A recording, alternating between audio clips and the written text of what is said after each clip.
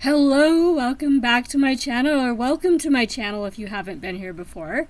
There may be some new folks watching because I'm one of the team leaders for ShARC August, or as we like to call it, ShARC August. I am not one of the sharks. I'm one of the dolphins on Team Azure Tides. Yeah, we've been reading arcs this month. And I actually don't have any print books I've finished yet because we're reading arcs this month. Although I do have some print books I have to read, and I will probably finish a few more just because I want to. We don't have to just read arcs, but mostly I'm reading arcs because I have a ton of them. And I read a ton of books, so it figures. So this is a wrapping up July. I know it's been a couple days since July, so that I can give my sister the books that I finished and move on. So I'm going to show off what I finished in print from July. I've talked about most of these in some detail or another in earlier videos, but this is the video of record. These are the ones I finished in July that are going away. Some of them will come back when my sister finishes them, but most of them I don't keep when I finish. So it's kind of a nice end of month ritual. And then I'm going to show you guys my new treasures. I work at a used bookstore as a volunteer. It's a Friends of the Library bookstore. And right now we're actually doing our fall half-off sale. So I'm doing more work shifts than usual, and one of the books I've been reading in print is because of that, because I can't bring my arcs with me. So yeah, I got a few new books. I'll show them first because I've got them right here. So this one was the book I picked for my first free book of the week. We had a free book every 6 hours we work. So I got, I'm guessing Misha Selimovic. I don't know Serbian, so I don't know what all the little marks mean. But Misha Selimovic until I know better. Death and the Dervish, which I know I've heard of enough that it's probably on a book list, maybe more than one, that I need to read it. And it looks really good. And then I adopted these three. Let's see if I can get it so it focuses. There we go. This is the New York trilogy by Paul Auster, which is on the box set list, I believe, as the trilogy. So this was a fun find. When I finish it and when my sister finishes it, this one will go back to the bookstore. It got put in the rejects section, and I know what it is, and it's exciting if you're reading the box set list, because there aren't a lot of trilogies floating around in our town. So it will go back and be on my box set shelf, but since it got put on the reject shelf, I'm going to read it first and then put it where it should be, because I do need to read the trilogy, and it's one that I hadn't been able to find for forever. So now I have it. And it's nice because it is the trilogy in 3 separate volumes. So this one is book 1, and it's small. So I can bring it with me in my purse and read it during slow times if I'm in the cashier section. So, yeah. So these are my new adoptees. And hopefully I'll finish the first of the trilogy this month. They are short, so I might actually finish all 3 of them this month, because they do fit in nicely in between stuff. So I'm going to put these up here. Don't fall over. Still don't fall over. Don't fall over. Okay.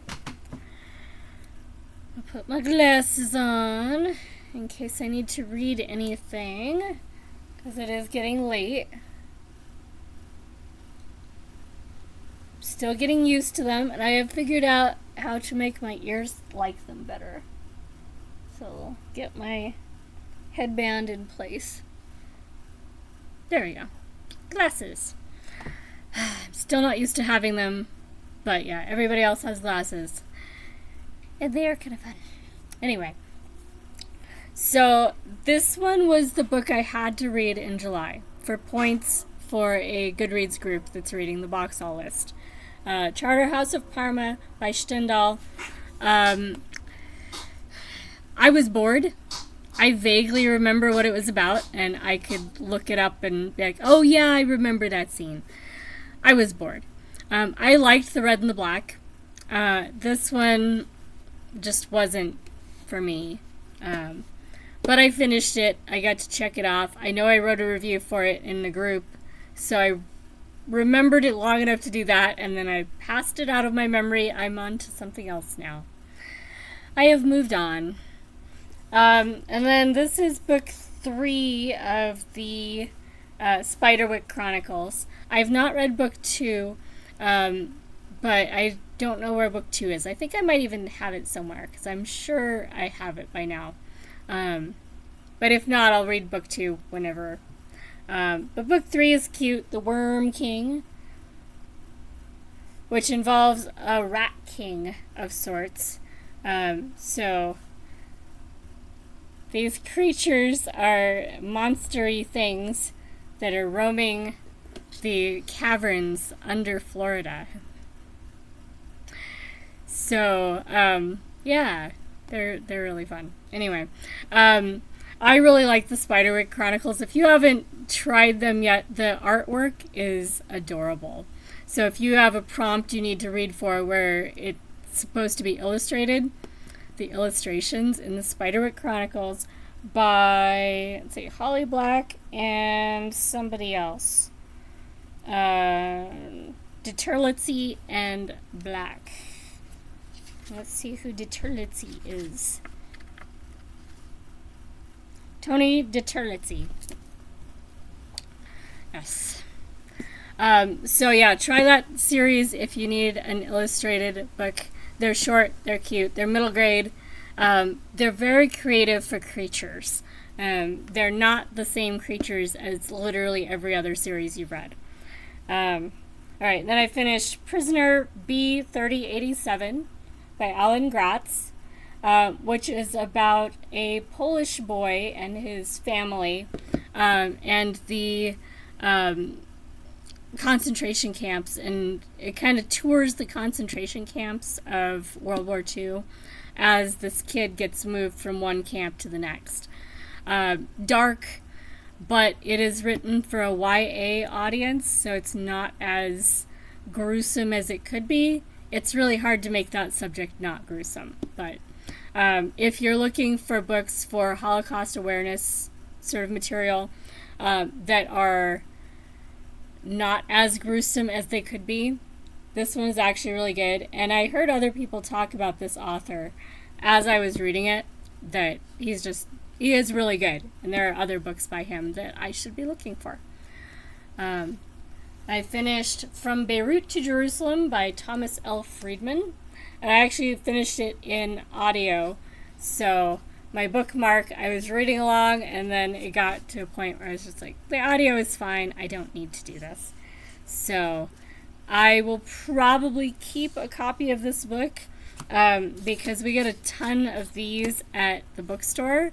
I run the history section, and eventually this might be one of the books that we do as a book club book. So I'll keep a copy. This one's a little bit more beat up than some of our others, so I'll keep it as my reference copy, at least until I've featured it, and then go from there. But it is worth reading enough that I'm going to consider it for one of my featured book rotations. I'm going to be doing a book club, and I'll talk about it next month when I start that, because it'll be an in-person casual thing where you rate the book on a card and leave it at the bookstore, so that the community can be reading the same history books and discussing them in the same month. But yeah, I'll talk about the book that I'm featuring during the month that I'm featuring it too, and I'm going to actually do one history and one social sciences. because the social sciences departments need a boost for some of their books too. So I think next month will be Undaunted Courage by Stephen E. Ambrose and The Tipping Point by Malcolm Gladwell. I think that's what we've decided.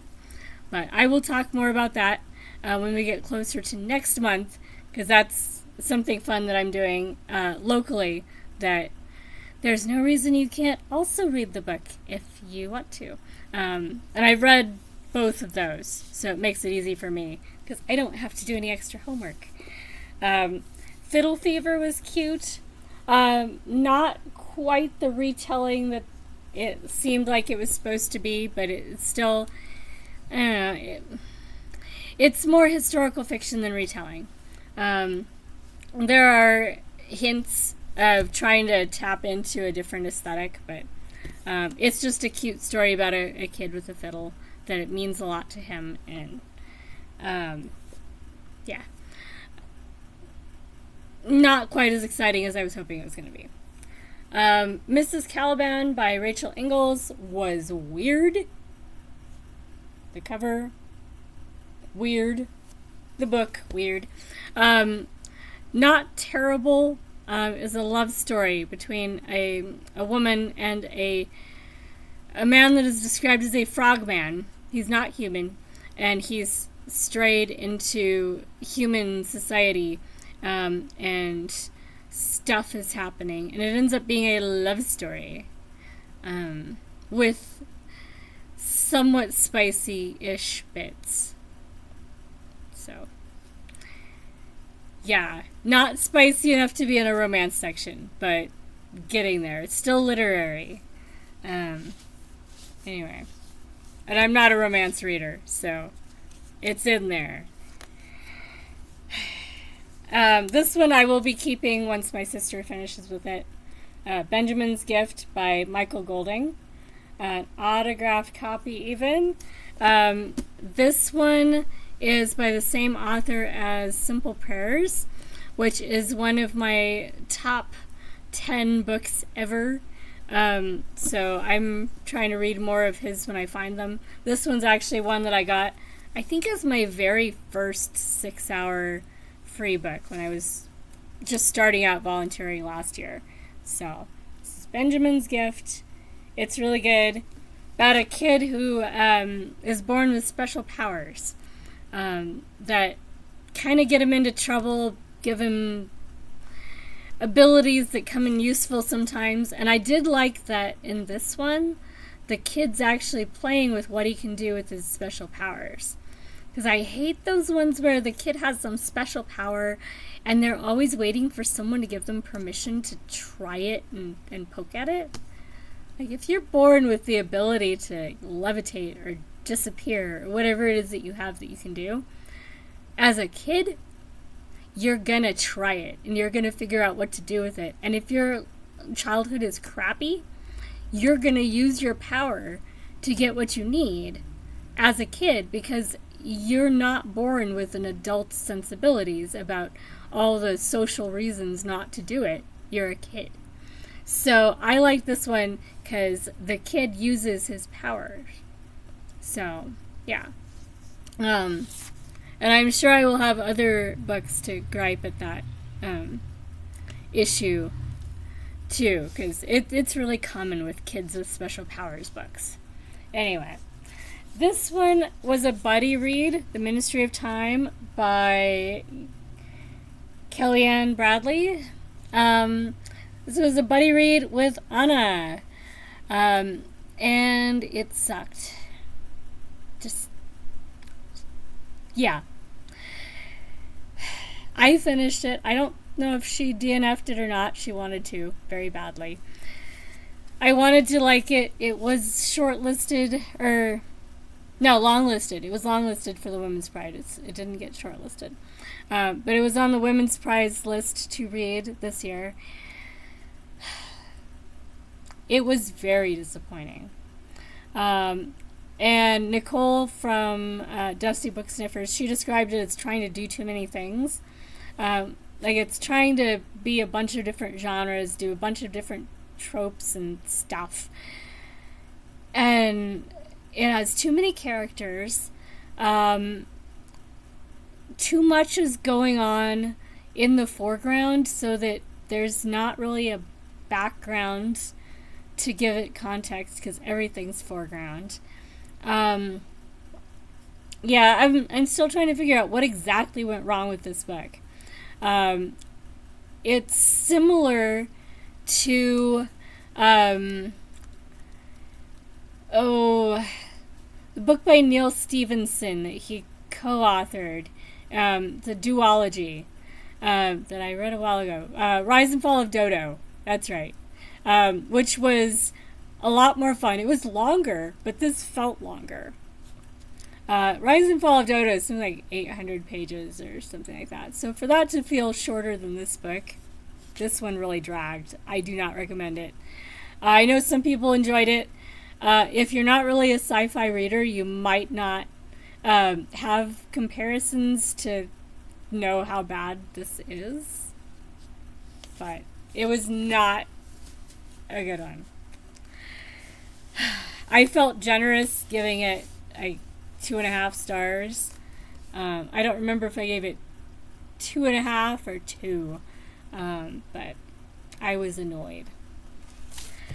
Anyway, and then this is the book I'm going to be featuring for the launch of my in-person casual book club for my history section. Undaunted Courage by Stephen E. Ambrose.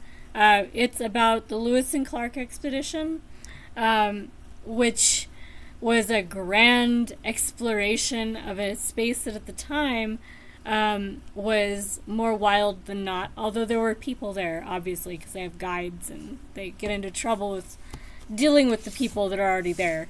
But it's a lot more wild than most of the places people try to explore now, where it's more just, you have to try to keep it wild by not getting the map and, not knowing how to orienteer using a map and stuff like that. I was a Boy Scout. You have a map, you have a compass. You figure out which direction the sun rises, which direction the sun sets. There's all sorts of clues. And then with the map, you're fine. If you have a phone and it has GPS, then you're even less lost. Anyway. Yeah. Soapboxes. Not even really soapboxes. Rants, because it's that kind of video. Alright. So those are the ones I finished in July. So they can actually go to my sister now. That's a whole stack that does not have to stay in my collection right now. And of them, only one is moving back in permanently. I will keep Undaunted Courage around while I'm doing the book club thing. And then it'll probably go back to the store because I don't really need a copy of it. By the end of doing the book club next month, I will probably have reread it along with other people reading it. So I won't need it after that. And then I will keep the From Beirut to Jerusalem book until I feature it. And then it will probably go away too. Same thing, I'll reread it during the month that I assign it. And by then I'll be done with it and move on. So that's a nice feeling. It's not quite a foot tall. So making some space for new books. And then I've finished some books in the first week of ShARC August. So I will tell you what I've finished. Not too much detail about what I logged it for, because there are sharks and they are swimming around trying to steal our points. Yes. But I did finish some great books. I finished Awake in the Floating City by Susanna Kwan. This one meets several prompts for Azure Tides. It was very useful. It has come out. It was published in May, so it is available now. And I really enjoyed it. It's kind of futuristic climate fiction involving a Chinese-American woman who is doing home care for elderly people. and has a lot of stuff going on in it, and was very realistic considering that that is one of the fields where AI and computers can't really take over those jobs. And with the baby boomers getting older, that is a job that's going to be more prevalent probably in the next 20 years. So I liked this one. It was a good near future climate fiction. I finished A Midnight Pastry Shop called Hwawoldang by Onhwa. This one it came out in December of last year, it looks like. So this is one that they put out as a arc to get more information, more reviews, more excitement for the book.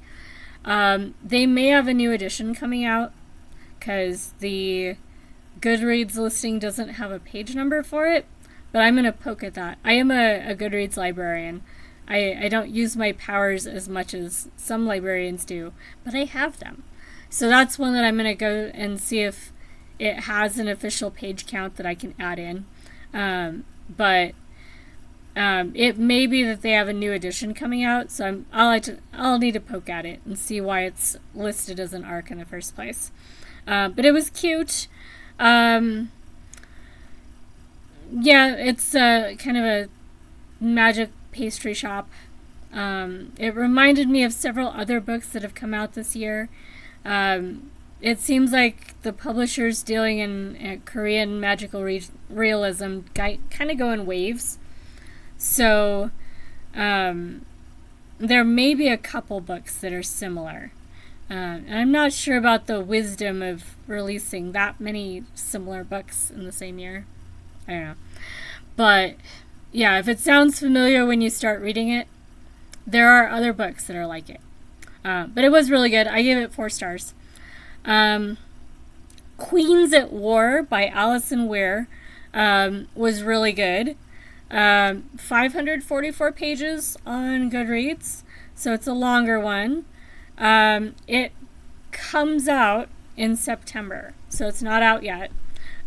This one is looking at 5 queens during the 100 Years' War between Britain and France. And the queens tend to be just mentioned in history. They're not really given a lot of page count for their own stories in most histories of this period. And actually, in the introduction, or one of the intro bits, the author acknowledges that, yeah, it's harder to do research on these people because they were just, people that solidified treaties by marrying the king and that kind of thing. But they did a lot more than just solidify the treaties and then sit around embroidering. And so yeah, I really enjoyed this one. It was for a specific challenge in ShARC August that we had to read a 500-page book in 24 hours. And when that challenge started, I was locked into other things, so I only had about 7 hours to read this challenge. And I finished Queens at War in those 7 hours. So it was readable enough that I could do that. So, which is saying something for a history book. So I recommend it if you like history, if you like women's history, or British history, or any of that. Queens at War, Alison Weir, comes out September 18th, according to Goodreads. Then we have The Palace at the End of the Sea by Simon Tolkien.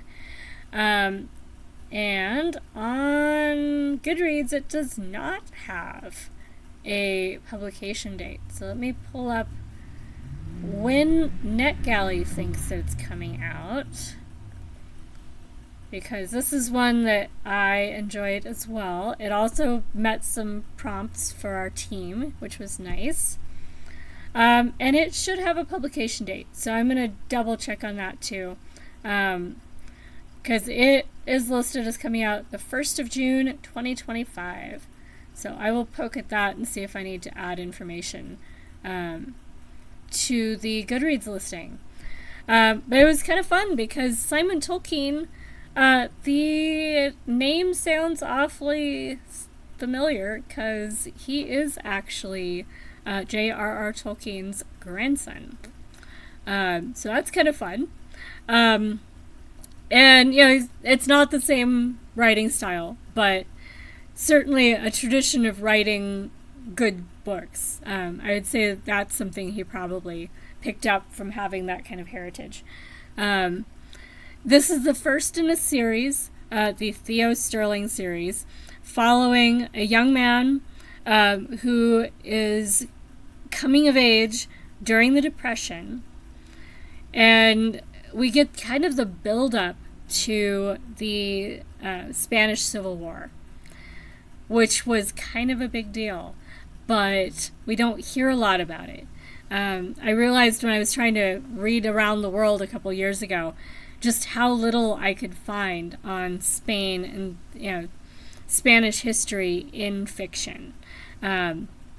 So certainly that period before the wars started, it's not something I've read very often. So I really appreciated that. And it was well done and captures this tension where if you're a reader that knows any history, you know what's coming. And they know something is coming. But yeah, it was really good. So Palace at the End of the Sea should have come out by now, just recently. So watch for that one. It has a pretty cover. We have The Midnight Muse by Joe Kaplan, which also doesn't have a publication date in its Goodreads, so I will be checking on that too. That one comes out next year, so that one I will wait a little while before I poke at changing things, in case they change that, because it's not due to come out until March of next year. But it was really good. We buddy read The Midnight Muse in a long session of sprints on Nicole Dusty Booksniffer's channel. And we all really liked it. Probably all 4s and 5s around the board. I don't think anybody hated it. So that was pretty good. It's horror, well-paced. The horror bits are not gratuitous, just horror for horror's sake, grossness just because we want to be gross, which is one of the things that turns me off horror. I don't mind it being gross and horrific if there's a reason for it, and there is. This one's pretty good. It reminded me a little bit of some of Stephen King's books, but I liked this better. So some of the things that I complain about with some of Stephen King's gratuitous grossness, this one takes the good parts of what he does without the bad, and yeah. If you haven't read Stephen King, you're not behind, but you will see points where there's similarities. But I don't read a lot of horror, so there's probably other authors that also would inspire some of this stuff that I have not read. And am I going to have a horror era, as some of BookTube would put it? This is the third book in the horror genre that's not Stephen King that I've read in the last year-ish. I started with Horror Store, and then I read a Stephen Graham Jones earlier this year, Mapping the Interior, I think it was, and then The Midnight Muse. So I'm dabbling, just dabbling.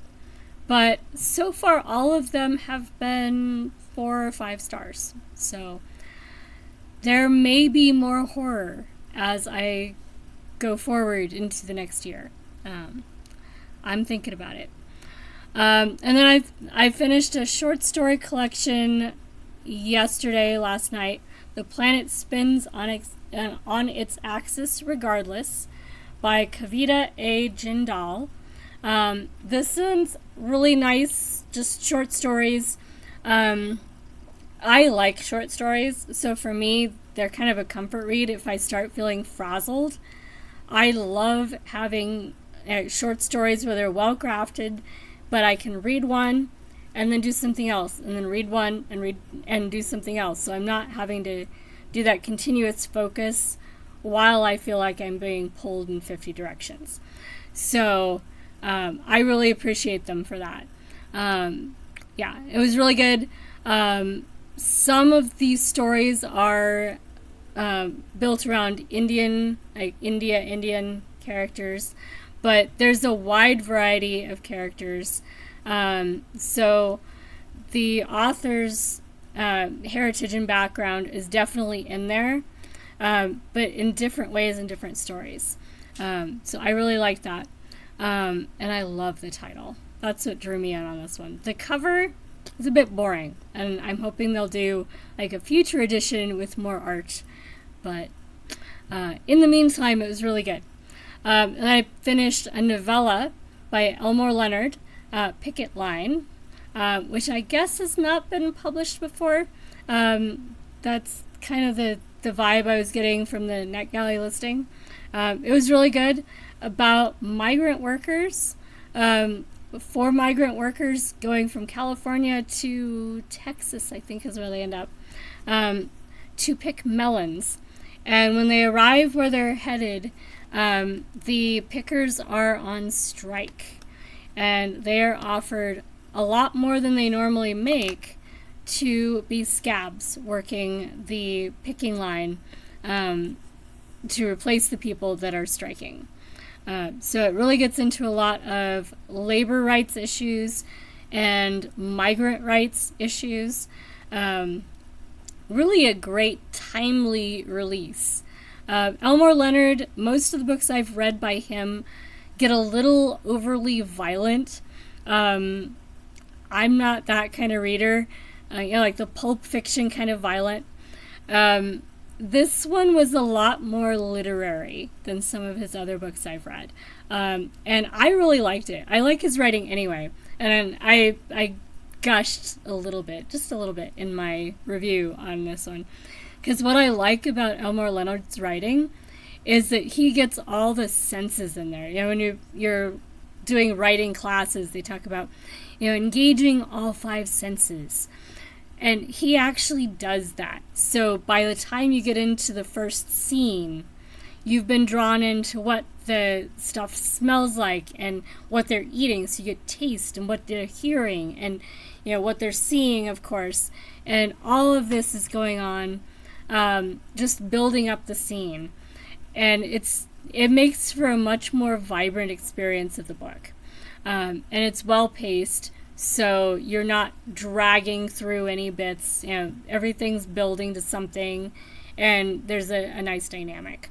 So if you are looking at writing your own stories, Elmore Leonard is one of those authors that you can learn a lot of technique from. So I really enjoyed that. It was just a well-crafted story, and I was dreading it because usually I do get tired of the constant, fight scenes and stuff. But this one didn't have them. So, yeah. Yeah, that one was fun. And then I finished Boney Creek by Paula Gleeson, which was a 3-star. And I kind of felt generous giving 3 stars. So, really good book, really not so good book, back to back. What I liked about Boney Creek by Paula Gleeson is that it's a creative whodunit sort of solution. I won't say too much about it because there are people that like her writing that will want to not have it spoiled. I had issues with the present tense for the entire novel bit. I like it when present tense is used for a chapter so that it seems more immediate, and then you go back to normal storytelling. When you do it for the entire book, it loses that effect, and it just gets distracting for me. My brain is trying to translate it into what it should be saying, so past tense. But it does get better once the character starts writing blog posts about the crimes that she's trying to solve. Because then those are past tense. So you get a break from this constant present tense. And you also get perspective that's not just what the main character's perceiving. So that's nice. And it is creative, like how the story resolves is different. Kind of Rube Goldberg-esque different. But it wasn't done very well. The pacing is off or something. I haven't decided yet what's actually wrong with it, but it drags. And it just feels confusing, and you don't feel like there's any progress being made. And then all of a sudden, at the end, the mystery resolves, but it feels all of a sudden, not like we've been building up to anything. So that was frustrating. But I have more books to read, so I'm moving on. I am reading The Silver Book by Olivia Laing, which is LGBTQ, and I have another one that's also LGBTQ, Half Light by Mahesh Rao, and let's see, what else have I started? Mrs. Pargeter's Past by Simon Brett. I was going to read it for something else, and ended up doing Picket Line by Elmore Leonard instead. So now I can do Mrs. Pargeter's Past, which I've been looking forward to. And let's see, what am I going to start next? We'll decide on screen which one I start next. So I've got some new books. Let's see what I just got. So I got The War Correspondence by Keith Warren Lloyd. That one looks really good. The one I think I want to start, even though it doesn't come out till November, I got The 11th Hour by Salman Rushdie. And I think I might start that one next. I am trying to decrease the number of tabs open on my computer. But at the moment, since I already have 4 NetGalley tabs, might as well open that one in the 4th one. Technically I have 5, but the other one has not got something on it that's for reading. Anyway, so yeah, I'll start Salman Rushdie as well. And we are fighting the Kraken, so I'm gonna get this video uploading and get back to fighting the Kraken. Basically all of our page count goes towards a big pool of pages to try and get enough pages to defeat the Kraken. So kind of a nice break from competing with the Sharks, where we're kind of collaborating with all the other teams to save ourselves from the Kraken. So I'm going to get back to that, finish some books before I have to go to bed so I can get up in the morning so that I can work at the bookstore. Yes. And if you are watching this and don't know what to say in comments but need to because you get points for watching host content and commenting, leave me an emoji that reminds you of your current read. So whatever you are currently reading, leave me an emoji that relates to it. And if you want, tell me what you're reading so I can see why the emoji goes with the book. Yeah. And yeah, let me know if you've read or are reading any of the arcs or books I have talked about. And yeah, whatever you want to comment or, if you have questions or whatever. And I will talk to you guys in the next video. Talk to you later, guys. Happy reading. Good luck with the Sharkies.